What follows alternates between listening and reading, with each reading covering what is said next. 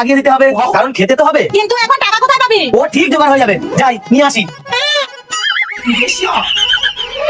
নাও, একদম সামনে লাগিয়েছি, হাওয়াটা পুরো তোমাদের গায়ে লাগবে। এই নাও রিমোট। না না, এবার রান্না করো। এসিতে রান্না করবে, উচিত শিক্ষা হয়েছে। দিদি, এবার কি করবি? বদলা নেব, কিন্তু কিভাবে? তুই শুধু একটা কেজির ব্যবস্থা কর। ঠিক আছে। মা চলে আসুন, রান্না হয়ে গেছে।